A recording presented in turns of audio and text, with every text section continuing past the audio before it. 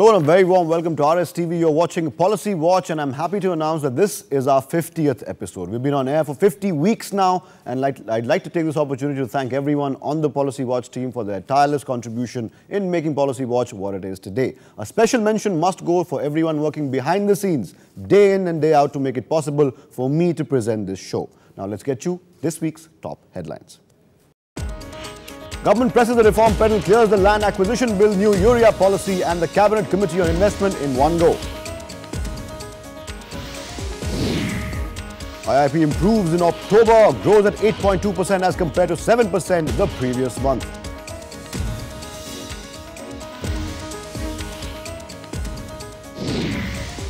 Government aiming to introduce the all-important Banking Laws Amendment Bill. Finance Minister looks to build consensus on the issue.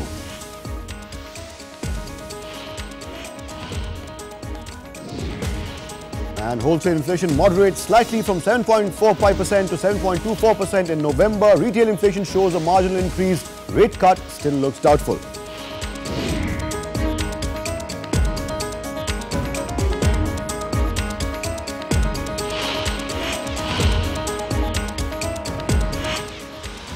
Those are the headlines this week, and my guest this week is Jagannadham, Thunuguntla equity head at SMC Capital. Welcome to the show, Jagan. It's good to have you back. We'll go straight into our first story this week.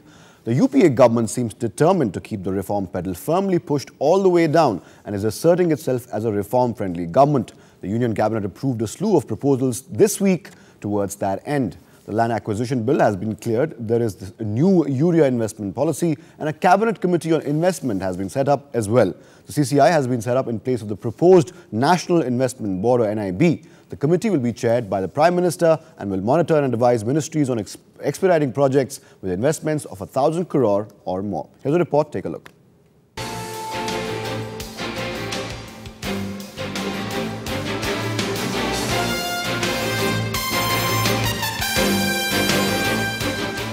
Finance Minister P. Chidambaram's pet project, the National Investment Board or NIB, has been cleared by the Union Cabinet. India weathered the crisis very well in 2008, and I'm confident that the steps we have taken and some more steps that we will take in the next few weeks will help turn the Indian economy around. However, every country has to introspect on whether the domestic and external issues have been diagnosed correctly and whether the policy options have been exercised adequately and effectively. It will, however, be called the Cabinet Committee on Investment now and will be slightly different from the proposed NIB. The final decision on clearances will still rest with the nodal ministry, for example, with the Environment Ministry in the case of an environment clearance or the Defence Ministry in the case of a defence clearance. The NIB proposal had wanted the body to be vested with the final nod on all large projects. The CCI comes into being at a time when regulatory delays have been holding up projects worth nearly 2 lakh crores in the road, power, coal and mining sectors alone. The new urea investment policy, meanwhile, is likely to incentivize fertilizer firms setting up new plants and expanding existing capacity. The policy aims to attract fresh investment of about 35,000 crore to increase domestic production by 8 million tons. This, however, is unlikely to have any impact on existing prices. India imports over 30% of urea requirement and the policy is expected to reduce this. Bureau Report, RSTV. There you go. Jagan, this was long pending. We were discussing this yesterday as well. The government seems to have swung into action. How will this realistically allow fast tracking of mega projects of 1,000 and more? And also, I asked you the same thing before as well. There is huge symbolism attached to this this project. The government is sending a very strong message since September that whenever they had an opportunity, they kept on taking the decisions. And some people may say that it's toothless in the sense it may not be as effective as originally thought. That's all fine. But question is, we are moving towards the right direction. Maybe it may take a little longer than one would have loved to see, but definitely the steps are moving in the right direction. And moreover, as rightly said by Chidambaram, that problem is never the conceptualizing the project, it's the question of clearing the projects, meaning thereby 1,000 crore projects plus and has to go through several ministry clearances. Now, at least there is a sense of pressure, a sense of control from the NIB that they have to clear. They can take a decision of going ahead or not, but it should be a timely decision. Right, and that's the main part attached to it, that even, like you Mr. Chidambaram said that the problem is time-bound clearances. Perhaps this will affect that as well. Now, however, there is this sort of a tepid response from infrastructure players, major infrastructure players. They're not too excited about this diluted form of the NIB, the CCI. Now, they feel that it has no real powers, a toothless tiger, than the original model proposed or envisaged by Chidambaram. They say that, the new CCI has the same set of powers the old CCI did. So what was the need of that? Do you share their view? No, I think whatever they may say, but I'm sure back of their mind they'll be definitely happier than before this was launched, because they know that it's moving in the right direction. And moreover, now it will give a strong message to the global investors as well. Whenever you are talking about 1,000 crore plus projects, definitely even global players has to put into the projects either in the form of equity or debt. Now with this kind of CCI kind of body existing, probably a sense of clarity and sense of confidence will come in the minds of the foreign investors as well. So I'm sure infrastructure players will be happier. Of course, they will not be the happiest, but definitely they'll be happier. Do you see this actually, like we said, it's a huge symbolism attached to it, but do you see, how long do you see this starting to work? How long do you see investors having that confidence back in the India growth story and kind of saying, look, the government is taking huge steps and we should go back and invest our money there? Of course, the Sensex may not be a barometer of everything, but definitely it's a very strong barometer to get a sense. I think starting before, if you take the pre-September levels, already the market moved up by 12% in 3 months. That's not a small measure. It crossed 19,000 also. 19,000. Yeah. That's definitely we are heading towards the all-time high. What it indicates is that when China is slowing and USA is slowing, Europe is slowing, India was having a fantastic opportunity to jump up to the opportunity, so that whatever the inflows that are coming to grab. I think we missed the opportunity 3-4 years back, no question about that. Now again we reached a point where if we can play our cards well, we can get significant inflows, be it in FII or in FDI terms.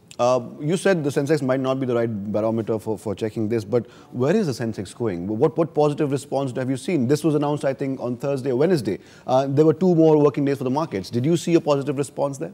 No, I mean, already the market has moved a lot, so that's why market is taking a breath. I think in that sense, I think we can give a benefit of doubt to the market and overall participants. I think sooner or later we are moving higher. I think that message is clear. Until and unless we mess up something or other, because India is very known for this, that India never misses an opportunity to miss an opportunity. Yes, that is one of your favorite lines these days. Also, I'd like to ask you one question. Yesterday we were part of a show, and someone said on the show that the problem, of course, is a policy flip-flop that the government has. Also, they keep shifting goalposts. Do you think that's the only thing that can deter investments? If we keep shifting the goalposts, that is something the government has to avoid at all costs. One is we are in a large democracy with varied schools of thoughts and varied vested interests and varied agendas. In that sense, I think whatever the measures that were taken, definitely commendable.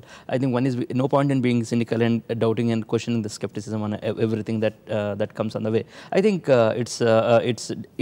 this development probably will solve some of the symptoms. I think to solve the root cause, probably it will take a little longer, but definitely the clearing the symptoms itself is a great move. And do you think the fact that the Prime Minister is heading this particular body gives a lot of confidence to people? Absolutely. I think because now whether a ministry can always deny a project, that's fine, but take a time-bound decision. Being a Prime Minister sitting at the helm of the affairs, it will put an indirect message, Environment Ministry and every ministry, that they have to take the decisions. In that sense, from the symbolic point of view, it's a very strong message, especially when our Prime Minister is in a mood to take reforms. It might not be what Mr. Chidambaram, our finance minister, had envisaged, but at least we have something now to base this movement on. On that note, Jagan will take a small break. We'll come back with the second story of this week. The second story, of course, will be how important the Banking Laws Amendment Bill is going to be. That, of course, is supposed to be or slated to be introduced in Parliament. But that's after the break. Don't go anywhere. Keep watching the 50th episode of Policy Watch.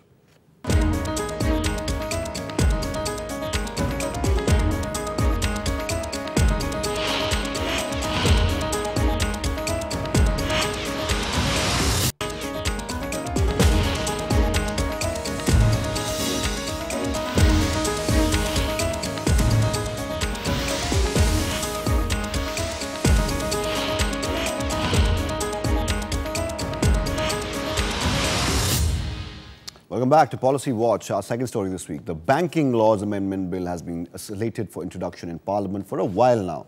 The bill entails removing 10% voting ceiling in the private sector banks. On the anvil are 3 possible legislations, namely the Banking Regulation Act of 1949, the Banking Companies Act of 1970 and the Banking Companies Act of 1980.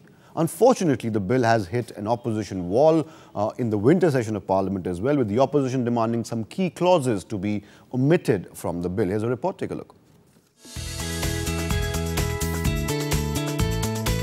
The government is digging its heels in, at least on the Banking Laws Amendment Bill.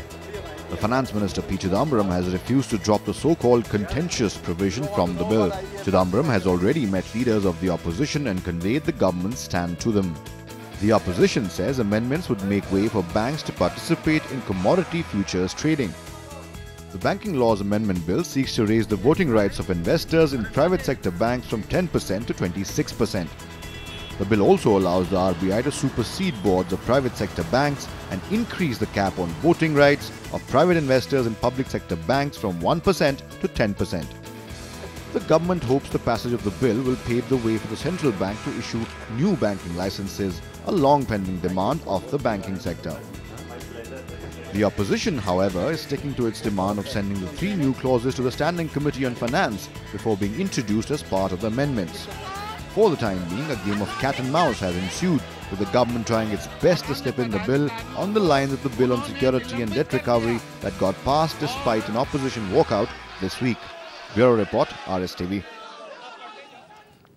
There you go. Jagan, how important really is the Banking Laws Amendment Bill for the banking sector? How important is it for the government to get this bill passed, and how can it really improve the sector? One is banking is the epicenter of the entire financial system, because that's the lifeblood through which all the transactions pass through. To that extent, banking is very critical.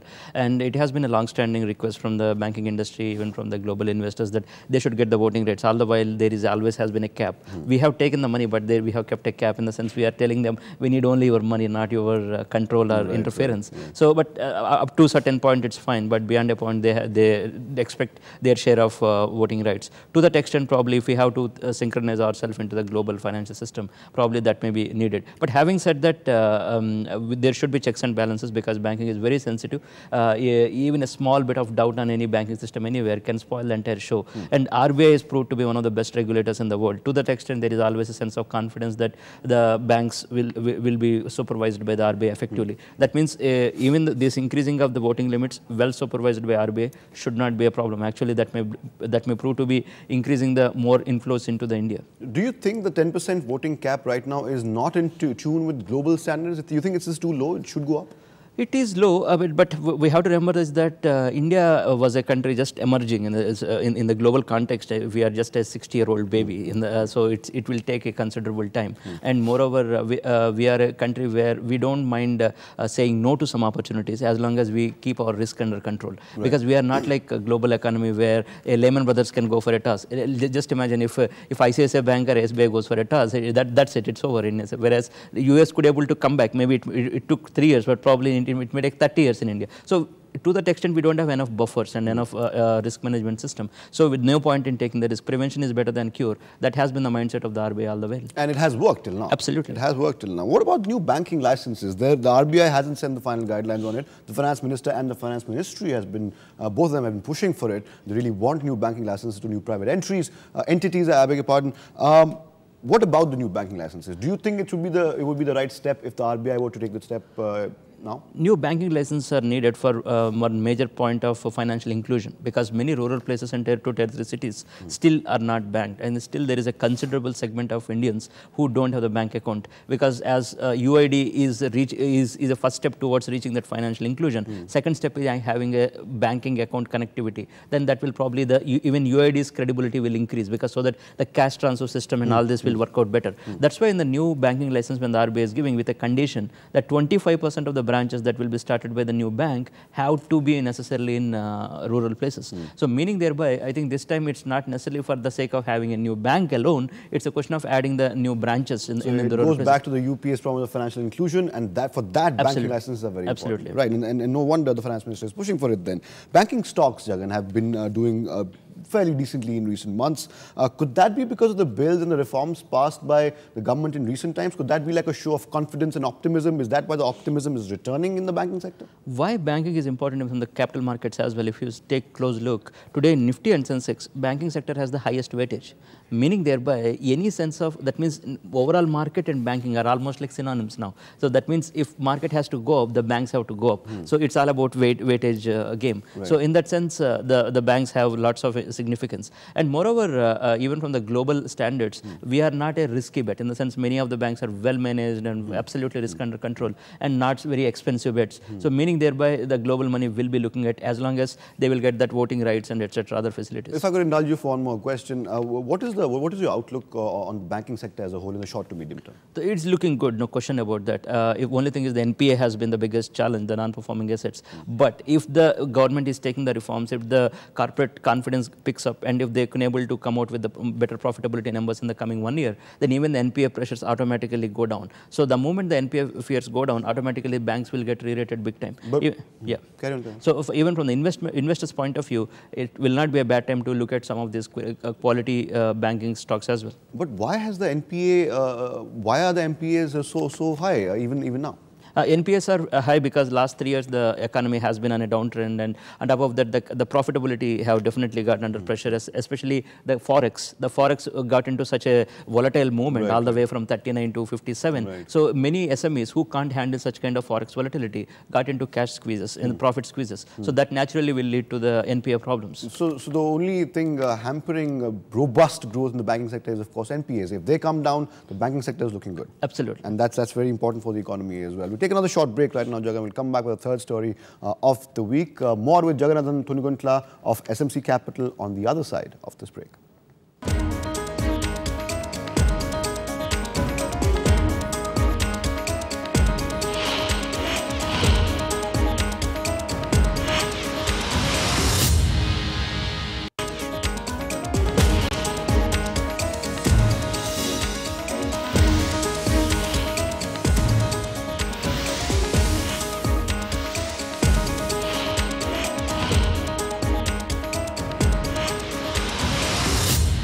Welcome back now. Industry and government alike have something to cheer about finally. The October IIP numbers are out and the data has managed to beat the expectations on the street, growing at a healthy 8.2% as compared to the 0.7% in September. The data is encouraging as this is the highest that the IIP has touched since June 2011, when the indicator came in at 9.5%. Our Bureau filed a report. Take a look. India's industrial production rose at a better-than-expected rate of 8.2%, its fastest annual pace in nearly a year in October after unexpectedly contracting in September, aided by a statistical spurt in infrastructure-related output. The export performance has not been good in the last month as well. We are seeing a slide of minus 4.17% as compared to the month of November 2011. According to the data provided by the government, the manufacturing sector grew at 9.6% versus a contraction of 1.5% in September. The electricity sector witnessed a growth of 5.5% versus 3.9%, while the basic goods sector grew at 4.1%. Traditionally, IIP normally picks up before Diwali and sees a dip after that. Industrial production is expected to improve in the first half of 2013. Inflation is expected to remain high, peaking at around 7.5 to 8% in December due to high base effect. Economists are approaching the positive data with caution, the understanding being that such numbers can't be repeated month after month. The Reserve Bank of India will decide on its next monetary action in its January meeting. As is already known, the central bank's decision will largely be guided by the growth inflation dynamics. The strong IIP data, however, will give industry some hope of an interest rate cut come January. Bureau Report, Rajya Sabha Television. Well, Jagan, IIP has improved slightly in October, but I remember someone saying that India should be prepared for a period of low growth and more pain. Do you agree? Yeah, I mean, actually, we have to see it in a slightly statistical manner. One is it was because of the low base, because last year it was a disastrous number. So naturally, on that basis, even a small bit of performance will work. Second is the mining has sort of picked up, because last year it was the same time when the Supreme Court has banned the mining, so there was a negative tick there. So it will translate into there. So even despite to all this adjustment, definitely IIP is appearing to be definitely better than expected. That's a sense of confidence. This is where the RBI interest rate policy decisions becomes all the more interesting, because the IIP picked up, and the inflation also sort of cooled off. So that's why probably may give a because of that inflationary cooling off. So it may give a slight bit of opportunity to RBI cut the rates, and let's see what they will do. Right, Jagan, WPI. I'll come to the RBI in just a bit, but WPI has come down slightly. Yesterday, the Finance Minister Peter spoke in Parliament and said WPI wholesale price index has come down very slightly. But on another note, on a more worrying note, retail inflation is still creeping up. Doesn't that mean that we're taking one step forward and perhaps two steps backwards? I think inflation is cooling, no question about that. The only thing is it's much smaller pace than one would like to see. One is beat 7.25, 7.5, all are unacceptable, because RBI has been more than vocal in saying that their comfort zone is somewhere between 5.5. Meaning thereby, I'm sure they will keep that element into mind. But having said that, it has been more than very long time that they have forgotten growth altogether. It has been very long time. But having said that, they said that inflation will remain their anchor point. That's why they may become prisoner for their own guidance. In the sense, they have to live with the same old statement of inflation is the anchor point. To that extent, their job becomes a little more critical. But definitely, inflation is cooling off, no two opinions. Which gets us to the RBI again. January meeting, all important industries looking very expectantly towards Mr. Subbarao and his team. But do you think this slight surge in the October IIP numbers is enough for the RBI to tilt the scales in the favor of an interest rate cut? Actually, after this inflation number has given little more leg room to the RBI rate cut. It may not be imminent. It may not be guaranteed. But if you see the probability point of view, earlier probably the rate cut may be only 50%. Now the rate probability may be towards 55-60%. So to that extent, little leg room happened. Of course, very difficult to predict what will happen. But the chances of rate cut have sort of increased. Slightly increased. On that note, Jagan, we'll end the close the show today. Many thanks for joining us on Policy Watch. This is, of course, our 50th episode. That was Jagannadham Thunuguntla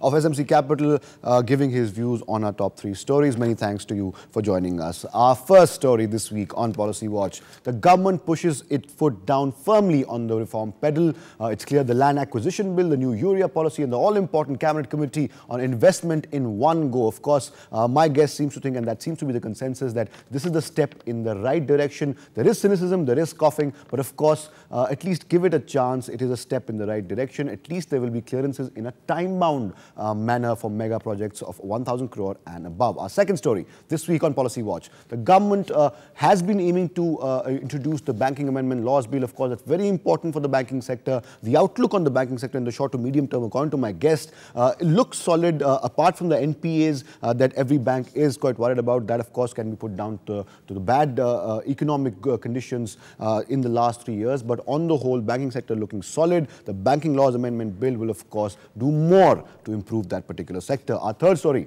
this week on Policy Watch were the IIP numbers in October. Slight surge there, growing at 8.2% as compared to 0.7% in the previous month. That, of course, strengthens the case, slightly strengthens the case for a rate cut, for interest rate cut by the RBI in their January meeting. But of course, like my guest said, we'll have to wait and watch to see what Mr. Subbarao and his team in Mint Street, when they take the decision in January. Till then, Athar Khan saying goodbye, good night, and thank you for watching Policy Watch.